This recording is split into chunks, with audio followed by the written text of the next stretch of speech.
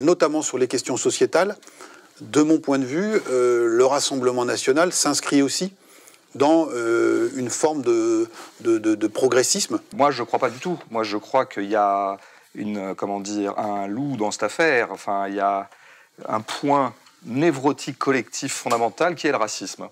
Je crois que le succès du Rassemblement national tient fondamentalement à son cœur raciste sur lequel il n'a jamais transigé, si je puis dire. Pour parler comme Macron, la grammaire de ce mouvement des Gilets jaunes n'emprunte pas à la grammaire traditionnelle du mouvement syndical.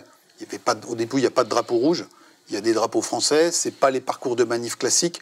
On se mobilise un samedi et pas en semaine. C'est un choix absolument idéologique que d'avoir mis en grand, comme seule photo d'un gilet jaune, le gilet jaune qui a le slogan le plus sarkozyste de tous les temps. Ah, donc, et on a été le chercher, il n'y en avait qu'un, vous êtes d'accord, hein? Non mais d'accord, mais pourquoi vous faites ça? C'est le même débat qu'on a sur est-ce que Le Pen arrivait en tête chez les ouvriers, et on dit parmi les ouvriers qui sont allés voter. Mais ce qui m'étonne un peu, c'est que je me suis souvent trouvé plus rigoureux scientifiquement que vous.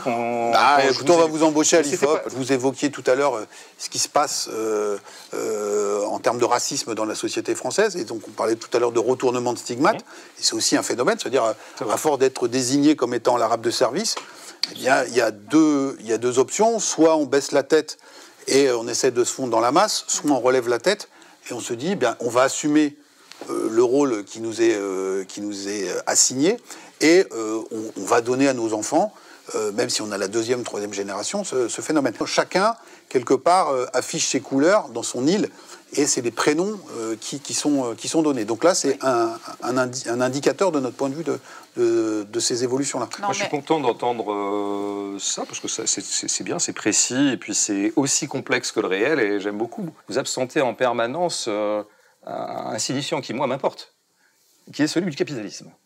On dirait que vous faites tout pour l'éviter. Nous, les individus, nous sommes malades. Nous avons été rendus malades par la société moderne, et du coup, il y a un certain nombre de déviances, et il s'agirait de reprendre...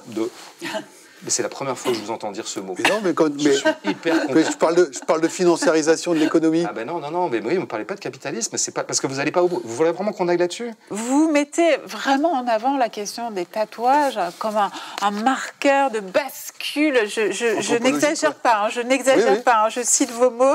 Bascule anthropologique. De bascule anthropologique, et même plus que ça, bascule anthropologique et culturelle. Pour vous, significatif d'un changement de rapport au corps. Alors, expliquez-moi. Là, honnêtement, je suis dépassée, là.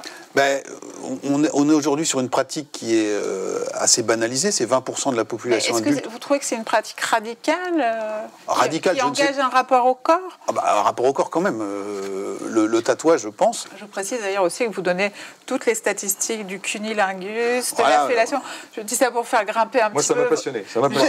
C'est l'aspect que je préfère dans l'œuvre de Jérôme Fourquet. Bon, écoutez, voilà. C'est un petit peu pour faire grimper vos ventes avant Noël. Ouais.